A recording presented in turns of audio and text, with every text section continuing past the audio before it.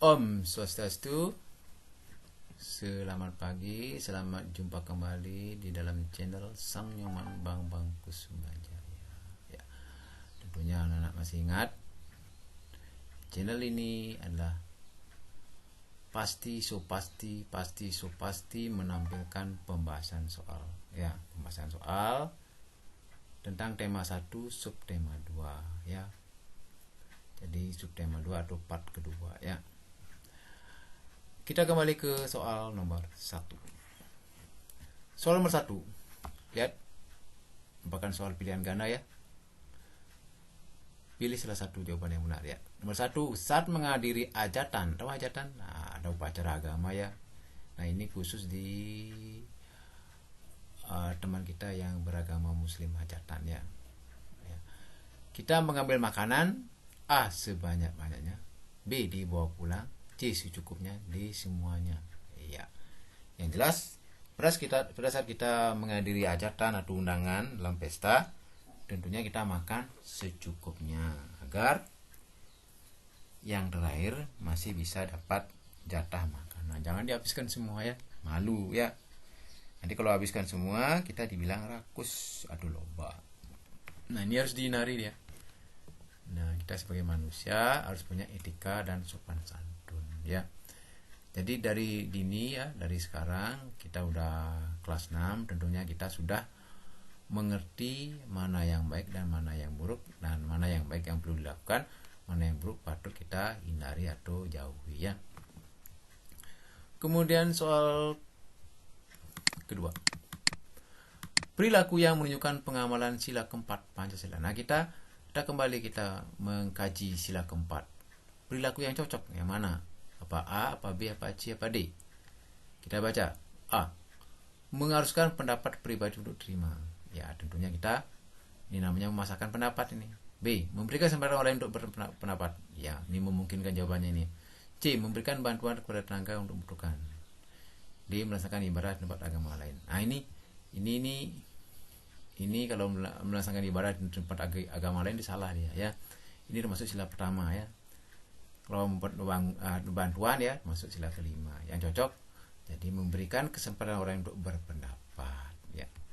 Kalau memang pendapatnya bagus dan cocok, kita pakai secara bersama-sama dengan kesepakatan, ya. Kesepakatan dalam musyawarah. Soal ketiga, menanggapi pendapat orang lain saat musyawarah harus dilakukan dengan, nah, kalau kita menanggapi pendapat orang lain, ya, dengan cara bukan keras nanti bisa kita bertengkar. Kalau sendiri tidak mungkin, bersama, ya, kita lakukan dengan sopan. Nah, apapun bicara dengan sopan, semua masalah bisa diselesaikan. Kalau kita keras, ya, bertengkar, saling maki, ya, terjadilah pertengkaran yang hebat, ya. Ujung-ujungnya akibatnya fatal. Kita kembali ke soal, ya. Perhatikan teks laporan. Nah, di sini ada kembali laporan. Duri-duri tajam landak berfungsi untuk mempertahankan diri. Nah, ini ciri khusus dari landak, ya. Duri-duri tajam landak berfungsi untuk mempertahankan diri dari serangan pemangsa. Landak akan menegangkan durinya dan menggulung tubuhnya saat ada yang menyerang. Nah, dia menggulung tubuhnya untuk lari dia. Landak sangat menyukai kulit kayu sehingga sering merusak pohon-pohon di hutan. Untuk memenuhi makanannya karena dia makan dari batang pohon itu sendiri, ya.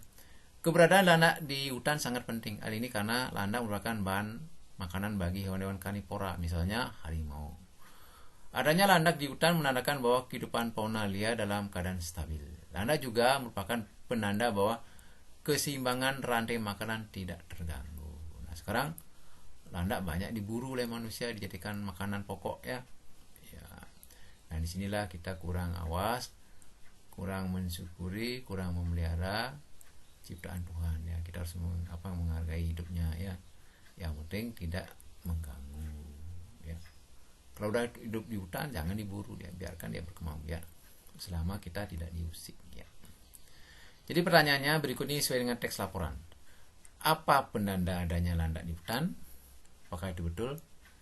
Sesuai isi teks laporan. Mengapa keberadaan landak di hutan sangat penting? Nah, ini. Jadi kita membaca paragraf, di sini kita membuat suatu pertanyaan yang cocok dengan laporan, ya, teks laporan di atas. Ya. Bagaimana proses perkembangbiakan landak?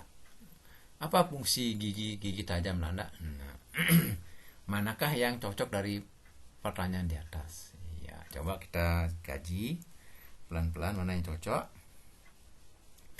Ya, tentunya B, ya. Mengapa keberadaan landak di hutan sangat penting? Nah, ini sebagai penanda bahwa keseimbangan rantai makanan tidak terganggu. Nah, di sini nih kuncinya, ya. Kira Bapak bisa ditunjukkan, ya. Jadi landak penting untuk penanda bahwa keseimbangan rantai makanan tidak terganggu, ya. Lanjut soal berikut. Perhatikan tes laporan berikut. Jerapah berkembang biak dengan cara melahirkan. Nah, jerapah berkembang biak cara melahirkan yang namanya vivipar, ya.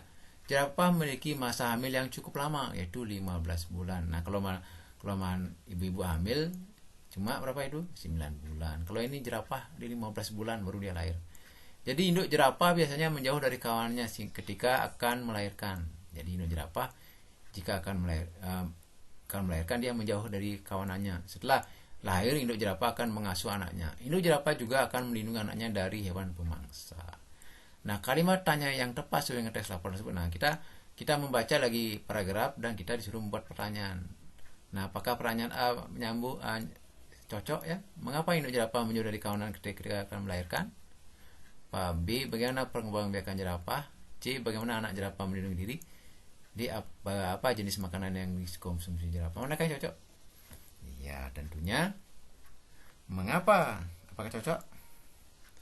Coba diperhatikan lagi. Ya, yang cocok. Nah, sesuai dengan laporan, apakah mengapa jerapah menjauh dari kawanannya ketika melahirkan? Yang cocok dari pembahasan ini. Yang cocok itu bagaimana perkembangbiakan jerapah. Jadi disinilah jerapah berkembangbiak dengan cara melahirkan. Nah, inilah jerapah dijelaskan cara berkembangbiaknya dan sampai detailnya, ya. Jadi yang cocok bagaimana perkembangbiakan jerapah. Soal ke-6, perhatikan teks laporan berikut.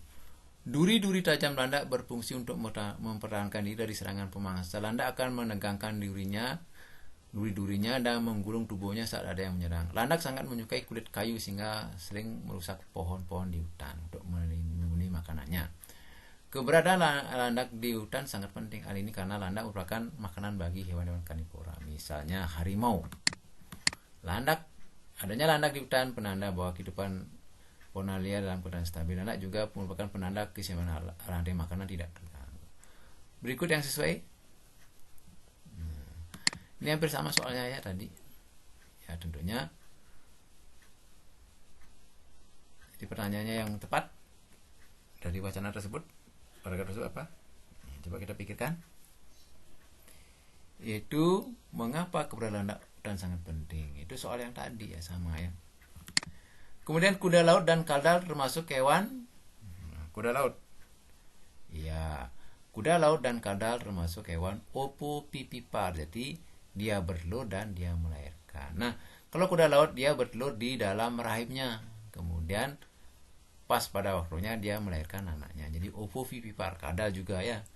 Nah, kadal di Bali yang kecil namanya lelasan itu, ya, lelasan. Kalau yang besar tuh komodo, di Pulau Komodo, ya.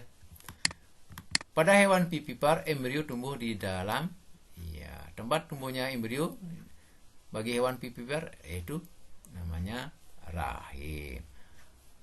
Kalau tempat embrio hewan bertelur namanya cangkang, ya, cangkang telur, ya. Kalau manusia namanya janin, ya, anak manusia janin, ya. Jadi rahim, ya. 9 telur menetas di dalam tubuh induk, kemudian anaknya keluar dari tubuh induknya. Pernyataan tersebut merupakan ciri hewan ovovivipar. Nah, itu sudah Bapak jelaskan tadi. Ovovivipar dia bertelur dulu di rahim maupun di rahimnya, kemudian setelah lahir, kemudian sudah pas waktunya dia melahirkan anaknya, namanya ovovivipar.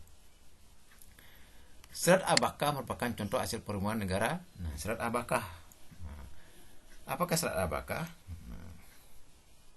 Serat abakah termasuk merupakan contoh hasil perkebunan dari negara Filipina, serat abakah, ya.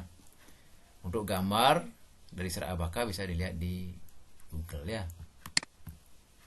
Negara ini mengembangkan sektor perdagangan dan jasa sehingga mampu mengantar negara ini menjadi negara kaya di Asia Tenggara. Negara yang besar ya perdagangan, ya tentunya negara Singapura ya, karena Singapura merupakan negara yang hidup dari perdagangan, karena negara Singapura ya merupakan negara strategis letaknya ya, dan bisa dilalui oleh banyak negara ya. Artinya Singapura ini letaknya dia strategis ya.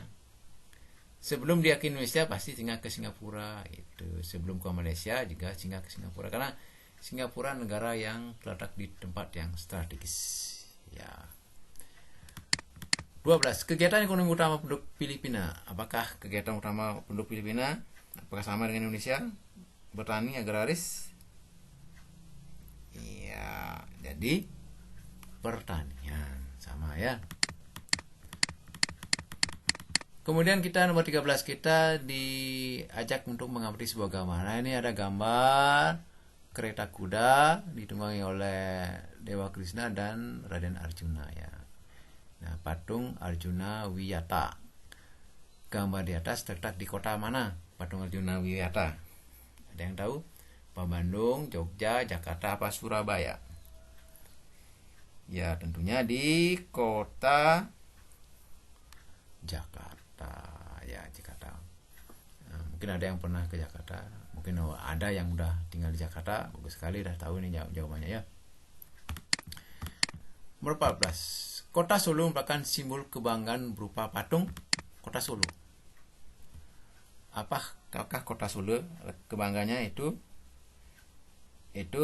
patung perempuan membatik. Nah, karena Kota Solo terkenal dengan batiknya, batik tulisnya ya, atau batik dengan menggunakan tangan. Nah, itu dengan canting ya. Itu kebanggaannya. Pasti ada patung yang sedang membatik. Nomor 15. Pada zaman dulu patung digunakan sebagai apa? Apa hiasan, sesembahan, apa benda kerajinan, apa kekayaan negara? Ya, tentunya patung digunakan sebagai sesembahan oleh nenek moyang kita ya, sebagai perwujudan Tuhan yang kita percaya ya. Kita lanjut ke soal isian. Musyawarah setelah mencapai kesepakatan disebut dengan musyawarah mencapai kesepakatan disebut dengan ya, namanya mufakat. Musyawarah mufakat ya. Sila yang berbunyi keadilan sosial bagi seluruh Indonesia punya lambang ya, apa lambang sila kelima? Itu padi dan kapas ya. 3. Setelah melakukan pengamatan kita bisa menulis uraian kegiatan yang telah kita lakukan yang disebut dengan laporan. Jadi setelah kita melakukan pengamatan kita menulis uraian kegiatan dengan yang kita lakukan dengan tulis, namanya laporan.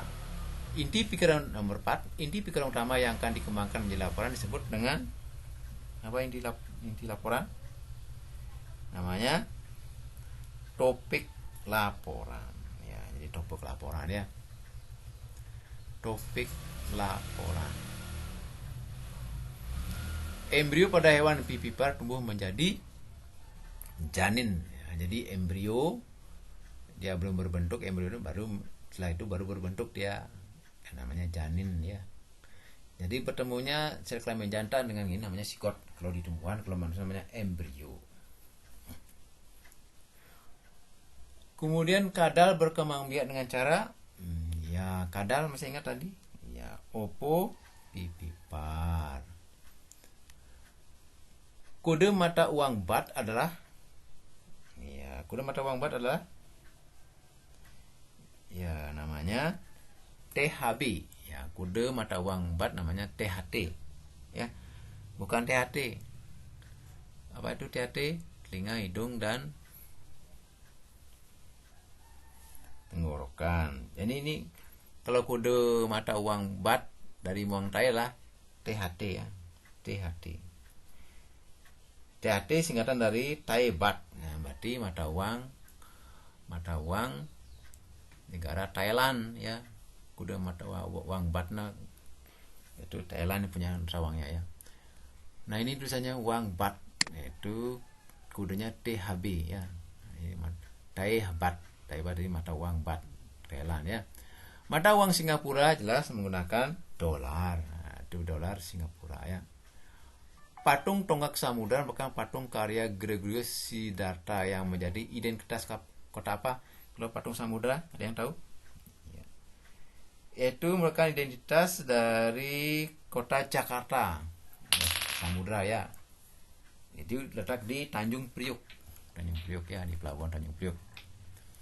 Kemudian patung Garuda Wisnu Kencana terdapat di provinsi ya Bali ya. Bagi orang Bali tahu dah ini GWK ya, Garuda Wisnu Kencana. Nah, sampai di sini dulu pembahasan soal tema 1 subtema 2.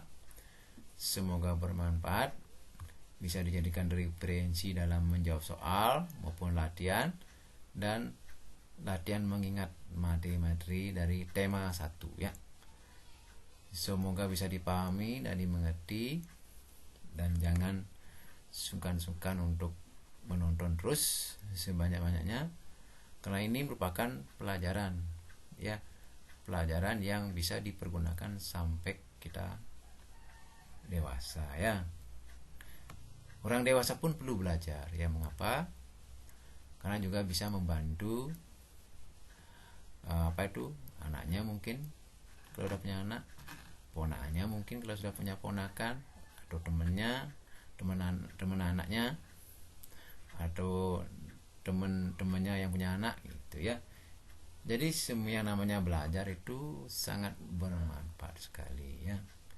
Ingat, belajarlah adalah awal menuju kebahagiaan. Belajar adalah awal menuju kebahagiaan. Nah, itu Bapak tutup dengan Paramasati. Om Santi Santi Santi Astungkaru, semoga dipahami. Bapak tutup